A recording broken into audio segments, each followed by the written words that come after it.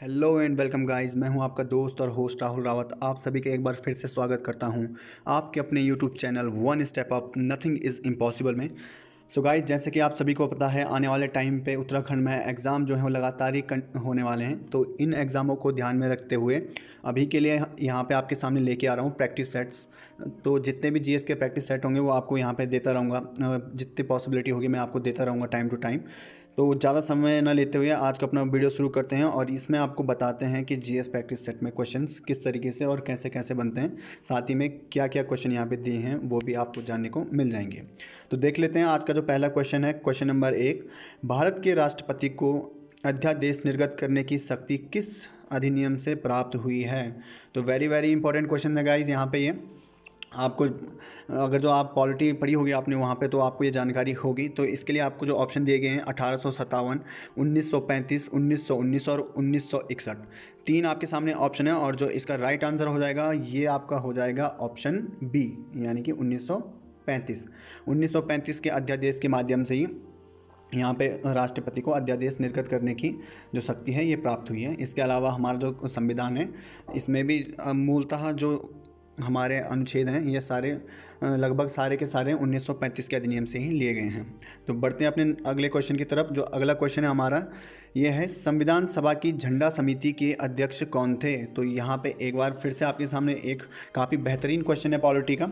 तो इसका आंसर आप लोगों को करना है। ऑप्शन आपके सामने हैं डॉक्टर राजेंद्र प्रसाद, सरदार वल्लभ भाई पटेल, पंडित जवाहरलाल नेहरू और जीवी मावलंकर। तो आई थिंक आप लोगों ने पॉलिटी अच्छे से पढ़ी हो तो तभी आप इसका आंसर दे पाएंगे। तो इसका सही आंसर जो हो जाएगा ये हो जाएगा आपके सामने option A, doctor Rajendra Prasad. ये झंडा समिति के अध्यक्ष थे। इसके अलावा अब अगला क्वेश्चन देखते हैं अपना। जो हमारा अगला क्वेश्चन है ये है, भारतीय संविधान की प्रस्तावना में सम्मिलित स्वतंत्रता, समानता, बंधुता का सिद्धांत किस देश से लिया गया है? जैसे कि आपको पता होगा जो हमारी प्रस्तावना है उसमें काफ़ी ऐसे सारे शब्द हैं। मूलतः संविधान में भी काफ़ी भारत देश के जो संविधान है उनसे काफ़ी चीज़ें ग्रहण की गई हैं। तो उसी कड़ी में स्वतंत्रता, समानता और बंधुता का सिद्धांत आपको बताना है कि किस देश से ये लिया गया है। तो यहाँ पे आपके सामने ऑप्शन है अमेरिका, रूस, जापान और फ्रांस।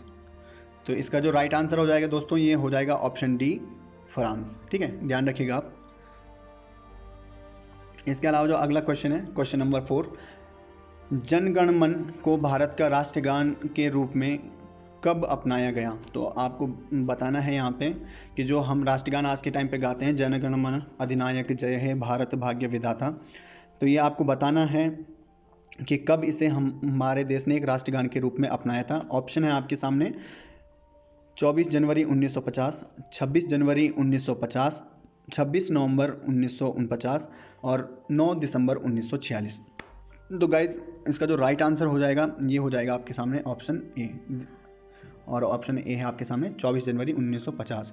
ध्यान रखिएगा। इसके अलावा जो राष्ट्रगीत है, जितने भी हमारे राष्ट्र चिन्ह हैं वो भी इसी दिन अपनाए गए थे। यहाँ से आपके सामने एक क्वेश्चन ये भी बन सकता है कि जो जनगण मन अधिनायक जय है, जो जनगण मन है हमारा राष्ट्रगान है, इसका जब ये गाया गया था पहली बार, ये कब गाया गया था और इसका जो पहले नाम था वो क्या था? तो ये आपने मुझे कमेंट बॉक्स में बताना है। ये आपके लिए भी क्वेश्चन है यहाँ से, उसकी आगे हम व्याख्या करेंगे आने वाले वीडियो में कभी। पर अभी आपके लिए क्वेश्चन है, आपको कमेंट बॉक्स में इसका आंसर देना है कि कब इसे पहली बार गाया गया था और इसका पहला नाम क्या था। ठीक है, तो नेक्स्ट क्वेश्चन की तरफ चलते हैं। और जो नेक्स्ट क्वेश्चन है ये है हमारा, डॉक्टर भीमराव अंबेडकर का संविधान सभा में निर्वाचन किस प्रेसिडेंसी से हुआ था? ये भी एक वेरी वेरी इंपॉर्टेंट क्वेश्चन है। ध्यान रखिएगा, क्वेश्चन क्या पूछा जा रहा है, संविधान सभा में निर्वाचन किस प्रेसिडेंसी से हुआ था? तो ऑप्शन है आपके सामने ए, मुंबई प्रेसिडेंसी, जिसे वर्तमान में मुंबई कहा जाता है, क्षमा चाहूँगा, बम्बई प्रेसिडेंसी। इसके अलावा बंगाल प्रेसिडेंसी, मद्रास प्रेसिडेंसी और बिहार से। तो आपके सामने जो ऑप्शन है इसके दो आंसर आपको कहीं कहीं पे दोनों ही सही है, बट आपके पास ऑप्शन जब आएंगे तो उनमें से ऐसा नहीं होगा। और अगर जो आ भी गया तो ए और बी के फॉर्म में आएगा कि ए और बी दोनों में से कौन सा सही है, ए और बी दोनों सही, या फिर ये आएगा कि अगर जो आपके पास दोनों ऑप्शन दिए होंगे तो ऑप्शन में आपको ध्यान रखना है कि आपको जो राइट आंसर हो जाएगा ये हो जाएगा मुंबई प्रेसिडेंसी से। क्योंकि जब अंबेडकर जी का पहले चुनाव हुआ था यहाँ पे निर्वाचन हुआ था उनका, तो वो हुआ था बंगाल प्रेसिडेंसी से। उस टाइम पे वो जो टाइम पीरियड था 1946 से 47 का था, लेकिन बाद में उनका बम्बई प्रेसिडेंसी से यहाँ पे चुनाव हुआ होता है, संविधान सभा में निर्वाचन होता है, और वो होता है 47 से 49 के लिए, ठीक है। तो आपको ध्यान रखना है, उनके दो कॉन्स्टिट्यूंसी रहे हैं उस टाइम पे, और दोनों का टाइम पीरियड मैंने आपको बता दिया है। अगर ऑप्शन आते हैं तो आप ध्यान रखिएगा, लेकिन आपको टिक जो मारना है वो बम्बई प्रेसिडेंसी पे मारना है, यदि आपको इसी फॉर्मेट में क्वेश्चन मिलता है। तो अपना अगला क्वेश्चन देखते हैं। अगला क्वेश्चन हमारा जो है ये ज्योग्राफी से। तो ज्योग्राफी में आपके पास जो क्वेश्चन है पहला, ये है भूगोल का जनक किसे कहा जाता है। तो इसके जो ऑप्शन है आपके सामने, ये है पेपर, गैलीलियो, कोपरनिकस। तो गाइस ऑप्शन है आपके सामने पेपर, गैलीलियो, कोपरनिकस और हिकेटियस। तो यहाँ पे ये काफ़ी इजी क्वेश्चन होगा आई थिंक आप लोगों के लिए।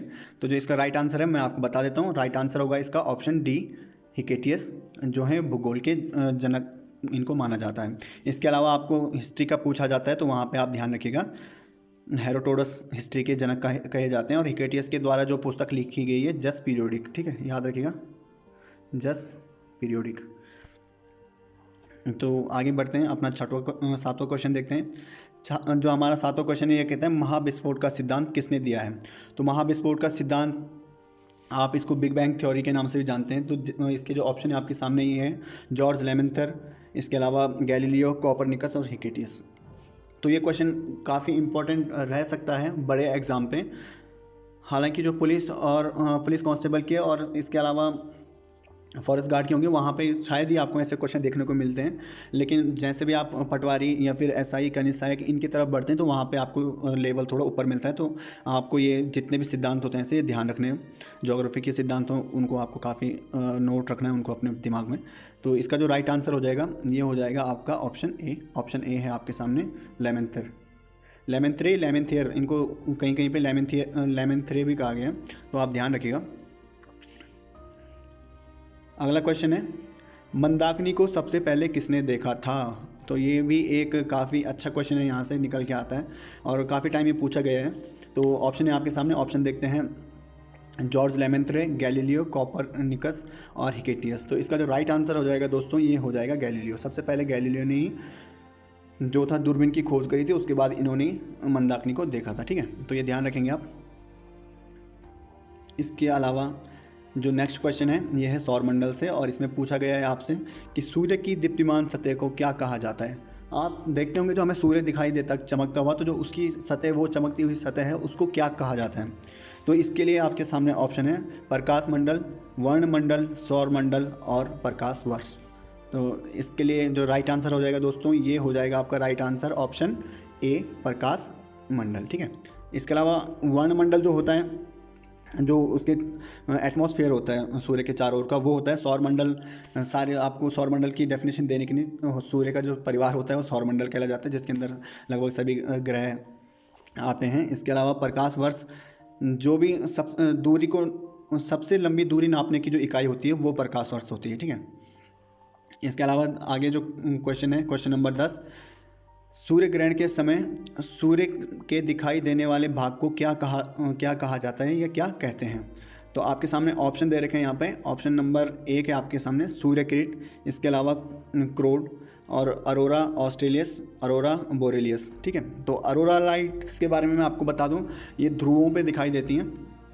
उत्तरी ध्रुव पे आपको अरोरा ऑस्ट्रेलियस दिखाई देगी और दक्षिणी ध्रुव पे आपको बोरेलियस दिखाई देगी। इसके अलावा क्रोड जो होता है ये होता है सूर्य का केंद्रीय भाग, और सूर्य किरीट एक ताज इसको कहा जा सकता है, सूर्य का ताज। जब सूर्य ग्रहण लगता है तो आप देखेंगे कहीं पे पिक्चर आपको देखने को मिलेगी, तो सूर्य के चारों तरफ एक हल्की सी लाइन बनी होती है, चंद्रमा की गोल एक लाइन बनी होती है, तो उसे हम सूर्य किरीट के नाम से जानते हैं, ठीक है। इसके अलावा अगला क्वेश्चन है हमारा हिस्ट्री से, और ये है सुभाष चंद्र बोस के द्वारा फॉरवर्ड ब्लॉक की स्थापना कब की गई है। तो दोस्तों जो क्वेश्चन बनाए गए हैं वो खाली आपको क्वेश्चन फॉर्म में नहीं दिए हैं, इसके अलावा इन्फॉर्मेटिव फॉर्म में भी दिए हुए हैं। आपके पास क्वेश्चन आ सकता है फॉरवर्ड ब्लॉक की स्थापना किसने की। यदि आप यहाँ पे वीडियो देखते हैं और आप यहाँ पे अपने क्वेश्चन लगाते हैं तो डेफिनेटली आपको यहाँ से एक नॉलेज और मिलती है। क्वेश्चन के अंदर भी एक क्वेश्चन छुपा है और उस क्वेश्चन का आंसर भी वहीं पर आपको मिल जाएगा। जैसे कि फॉरवर्ड ब्लॉक की स्थापना किसने की, क्वेश्चन बन सकता है, और क्वेश्चन है इसका आंसर आप अच्छे से दे पाएंगे, वो है सुभाष चंद्र बोस, ठीक है। लेकिन कब की गई क्वेश्चन पूछा गया है यहाँ पर, तो आपको इसका आंसर करना है। ऑप्शन देख लेते हैं। ऑप्शन ए है आपके सामने 1 मई 1939, 1 मई 1937, 10 मई 1939 और 10 मई 1937। थोड़ा सा ये टफ़ एक तरीके से मैं कहूँगा, ये क्वेश्चन मैंने लिया है यहाँ पे, और जो ऑप्शन है वो भी थोड़ा टफ है। कई बार क्या होता है कि हम लोग वो चीज़ें दिमाग में होती हैं, लेकिन जब हम एग्ज़ाम में बैठते हैं तो वहाँ पे ऑप्शन अगर जो इस तरीके से आए तो हमारा दिमाग घूम जाता है फिर, ठीक है। तो आपको ध्यान रखना है कि दिमाग घूमने की स्थिति वहाँ पे आपके सामने उत्पन्न न हो, तो इसीलिए आपको अपना दिमाग पहले से स्थिर रखना है और ऐसे ही क्वेश्चन की प्रैक्टिस लगातार करनी है। मुझसे मेरे किसी फ्रेंड ने भी पूछा था कि उस टाइम मैं डेट जो है उनको काफ़ी जल्दी भूल जाता हूँ, ये तो फिर उसमें कैसे मैं कवर करूँ। तो ये उसका एक फॉर्मूला है कि आप जब भी आपके पास ऐसे डेट से रिलेटेड क्वेश्चन आते हैं, आप क्वेश्चनों को अपने जब पढ़ते हैं तो क्वेश्चनों को इस तरीके से बनाइए कि डेट उसके नियरेस्ट रखिए, बिल्कुल क्लोजेस्ट जब आप डेट रखेंगे तो डेफिनेटली आपका एग्ज़ाम में भी अच्छा रिजल्ट आएगा इसका। तो इसका आंसर देख लेते हैं। इसका जो आंसर हो जाएगा ये है इसका आंसर ऑप्शन ए, 1 मई 1939 को फॉरवर्ड ब्लॉक की स्थापना हुई थी। इससे एक क्वेश्चन मैं आपके लिए रखता हूँ और उसका आंसर आप कमेंट बॉक्स में करेंगे। फॉरवर्ड ब्लॉक की स्थापना कहाँ पर हुई थी, ठीक है। तो ये एक इम्पॉर्टेंट पॉइंट रहने वाला है, तो आपको इसका आंसर करना है। अपना अगला क्वेश्चन देखते हैं हिस्ट्री का। व्यक्तिगत सत्याग्रह आंदोलन के प्रथम सत्याग्रही कौन था, ठीक है। तो ये आपको ध्यान रखना है। व्यक्तिगत सत्याग्रह की घोषणा जो की थी ये हमारे राष्ट्रपिता महात्मा गांधी जी ने की थी और उसके बाद ये शुरू किया गया था। तो इसमें आपको बताना है कि सबसे पहले ये व्यक्तिगत सत्याग्रह किसने किया था भारत में। तो ऑप्शन है आपके सामने मोतीलाल नेहरू, चाचा नेहरू जिनको आप जवाहरलाल नेहरू के नाम से भी जानते हैं, विनोबा भावे, महात्मा गांधी, ठीक है। महात्मा गांधी जी ने घोषणा की थी, ये मैंने आपको बता दिया है, लेकिन आपको 3 ऑप्शन दिए, तीनों में से आंसर देना है। तो इसका जो राइट आंसर हो जाएगा दोस्तों, ये इसका राइट आंसर हो जाएगा ऑप्शन सी, विनोबा भावे। आपको बताना है कि उत्तराखंड में प्रथम सत्याग्रही, व्यक्तिगत सत्याग्रही कौन थे। ये मैंने आपको अपनी जो उत्तराखंड की सीरीज चल रही है वहाँ पे आपको बताया है। पौड़ी जनपद से रिलेटेड हैं वो व्यक्ति, महान हस्ती, क्रांतिकारी। तो उनका आप वीडियो ज़रूर देखिए, वहाँ पे पौड़ी वाली वीडियो को देखेंगे आप जनपद सीरीज़ में। पौड़ी के फर्स्ट पार्ट 1 में आपको देखने को मिल जाएगा, तो आप वहाँ से इसका आंसर ढूंढ सकते हैं। तो आप ज़रूर वहाँ पे भी वीडियो देखिए, काफ़ी इंटरेस्टिंग टॉपिक और इंटरेस्टिंग तरीके से आपको वहाँ पे चीज़ें बताई गई हैं और आई होप कि आप रिलेट कर पाएंगे। और जब आप रिलेट करके चीज़ों को पढ़ते हैं तो वो काफ़ी लंबे टाइम तक आपके दिमाग में रहती हैं। तो चलिए अगला क्वेश्चन देखते हैं। किसने कहा कांग्रेस जो है हमारे भी वर्तमान में, लेकिन ये आज़ादी से पहले वाली कांग्रेस की बात हो रही है, कांग्रेस क्षय रोग से मरने वाली है। काफ़ी इंपॉर्टेंट है ये पॉइंट यहाँ से। तो इसके ऑप्शन है यहाँ पे दादा भाई नौरोजी, अरविंद घोष, लॉर्ड डफरिन और बंकिम चंद्र चटर्जी। तो गाइज जो इसका राइट आंसर हो जाएगा आपके सामने, ये हो जाएगा ऑप्शन बी, अरविंद घोष, ठीक है। ये मतलब कांग्रेस में कभी शामिल नहीं है और काफ़ी विरोध किया था इन्होंने कांग्रेस का, क्योंकि इनका मानना था कि जो कांग्रेस के उस टाइम के नेता थे वो सभी अपना अपना हित देखते थे उसमें, बाकी और कुछ नहीं। तो इसलिए इन्होंने कहा कि कांग्रेस क्षय रोग से मरने वाली है, ठीक है। 6 नहीं 6 नहीं है, क्षय, जो स्किन एक इन्फेक्शन होता है। अगला क्वेश्चन देखते हैं अपना। भारतीय सुधार समिति की स्थापना किसके द्वारा की गई है, किसने की थी, ठीक है। तो ये काफ़ी अच्छा क्वेश्चन है यहाँ पे, भारतीय सुधार समिति की स्थापना, ये आपको बताना है। ऑप्शन आपके सामने दादा भाई नौरोजी, अरविंद घोष, लॉर्ड डफरिन, बंकिम चंद्र चटर्जी। तो गाइस यहाँ पे आपके सामने जो ऑप्शन है, ऑप्शन ए आपका राइट हो जाएगा। दादा भाई नौरोजी के द्वारा यहाँ पे भारतीय सुधार समिति की स्थापना की गई थी और जो ये स्थापना हुई थी ये हुई थी आपकी इंग्लैंड में। तो ये आपको ध्यान रखना है। अगला क्वेश्चन देखते हैं आपका अपना। अगला क्वेश्चन है, ये भी हिस्ट्री से ही रिलेटेड है और ये जो क्वेश्चन है आपका, किस भारतीय को तूफ़ानी हिंदू के नाम से जाना जाता है। ये पर्सनली मेरे फेवरेट एक व्यक्तित्व के तौर पे मैं इनको मानता हूँ और आदर्श के रूप में इनको फॉलो करता हूँ। तो आप इनके बारे में ज़रूर पढ़ेगा। तो ऑप्शन देखते हैं फिर आपको बताता हूँ इनका नाम। ऑप्शन है आपके सामने स्वामी विवेकानंद, सुभाष चंद्र बोस, बाल गंगाधर तिलक और दयानंद सरस्वती। तो गाइज इसका राइट आंसर हो जाएगा स्वामी विवेकानंद जी, ठीक है। आपको स्वामी विवेकानंद जी का मूल नाम बताना है, ठीक है। आप कमेंट बॉक्स में कमेंट कीजिएगा। और नेक्स्ट क्वेश्चन है, ये जो क्वेश्चन है ये हमारा अर्थव्यवस्था से रिलेटेड क्वेश्चन है और मैंने चारों ही सब्जेक्ट को लिया है, 5-5 क्वेश्चन सभी के डाले हैं और अच्छे क्वेश्चन है, टॉपिक वाइज ही क्वेश्चन है। जब आप इन क्वेश्चनों को करेंगे, अगर नहीं होते तो आप टॉपिक में जाएंगे तो आपको सारे जो भी ये 5 क्वेश्चन है आपको टॉपिक से मिल जाएंगे, ठीक है। तो टॉपिक वाइज ही है, ज़्यादा आपको भटकने की ज़रूरत नहीं इसमें। तो अर्थव्यवस्था से रिलेटेड जो हमारा क्वेश्चन है, भारत में लिखी, क्षमा चाहूँगा, भारत के लिए नियोजित अर्थव्यवस्था के लेखक कौन है? इसको आप प्लान्ड इकोनॉमी फॉर इंडिया, ये इंग्लिश में टाइटल है एक्चुअली, बट यहाँ पे हिंदी में मैंने आपको बताया, आपको ध्यान रखना है प्लान्ड इकोनॉमी फॉर इंडिया, ठीक है। तो इसके लेखक कौन है? ऑप्शन देख लेते हैं। ऑप्शन ए है आपके सामने विश्वेश्वराय, दूसरा अर्देशिर दलाल, मन्ना नारायण और डॉक्टर भीमराव अम्बेडकर, ठीक है। तो गाइज यहाँ पे जो ऑप्शन ए है ये आपका सही हो जाएगा, विश्वेश्वराय। इसके अलावा अगला क्वेश्चन अपना देखते हैं इकोनॉमी से रिलेटेड, और ये क्वेश्चन है आपके सामने, हेराल्ड डोमर मॉडल का संबंध किस पंचवर्षीय योजना से है? तो ये ऐसे क्वेश्चन है ये आपके अमूमन बन जाते हैं एग्जाम में, आपको ध्यान रखना है। जितनी भी पंचवर्षीय योजनाएं वहाँ से आपको एक क्वेश्चन जरूर मिलेगा, चाहे किसी भी लेवल का एग्जाम हो, और आपको वहाँ से एक क्वेश्चन जरूर मिलेगा। तो आपको ये सारी चीज़ें नोट करनी पड़ती हैं, इंपॉर्टेंट पॉइंट्स है ये। तो ऑप्शन है आपके सामने पहली, दूसरी और तीसरी, पाँचवीं, ठीक है। तो इसका जो राइट आंसर हो जाएगा ऑप्शन ए। जो हमारी पहली पंचवर्षीय योजना थी ये हेराल्ड डोमर के मॉडल पे थी, ठीक है। इसके अलावा आपको बताना है कि कब से कब तक चली थी, ये आपके लिए क्वेश्चन है यहाँ पे। अगला क्वेश्चन भी पंचवर्षीय योजना से है। किस पंचवर्षीय योजना में उद्योग और खनिजों को उच्च प्राथमिकता दी गई? हमारा देश कृषि प्रधान है, तो लेकिन इसके अलावा हमारे देश में जो पंचवर्षीय योजना बनी वो उद्योग और खनिजों को का विस्तार करने के लिए भी बनी है। तो इसके लिए जो ऑप्शन है आपके सामने, ऑप्शन है पहली, दूसरी, तीसरी और पाँचवीं, ठीक है। तो इसका जो राइट आंसर हो जाएगा ऑप्शन बी, ये आपकी दूसरी है। अगला क्वेश्चन देखते हैं, भारत के प्रथम योजना आयोग के उपाध्यक्ष का नाम क्या था? योजना आयोग के अध्यक्ष आपको पता होगा प्रधानमंत्री होते हैं, वर्तमान समय में नीति आयोग चल रहा है, योजना आयोग का नाम बदल दिया गया था।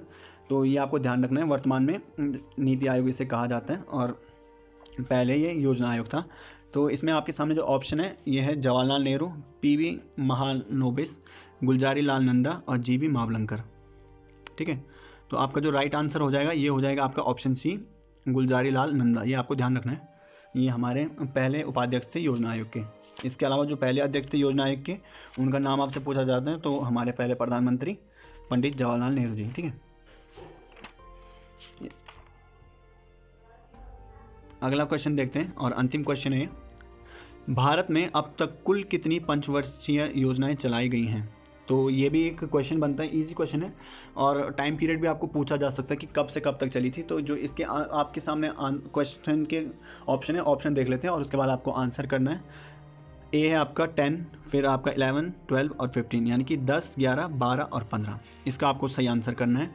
तो इसका जो सही आंसर हो जाएगा ये है आपका ऑप्शन सी, 12 पंचवर्षीय योजना अभी तक कुल चली हैं, और जो अंतिम पर पंचवर्षीय योजना थी ये कब से कब तक चली थी आपको बताना है कमेंट बॉक्स में। तो गाइज़ ये था आज का हमारा टोटल जीएस का प्रैक्टिस सेट। इसमें सभी सब्जेक्ट, चारों के चारों जो जीएस के सब्जेक्ट आते हैं मेन, वो कवर किए गए हैं। तो आशा करता हूँ आप सभी को ये सीरीज़ भी पसंद आएगी और आप इसे ज़रूर लाइक, शेयर और सब्सक्राइब करेंगे, और आगे जितना ज़्यादा से ज़्यादा हो सके इसको शेयर ज़रूर कीजिएगा। तो इसी के साथ अपना वीडियो समाप्त करते हैं। जय हिंद, जय भारत।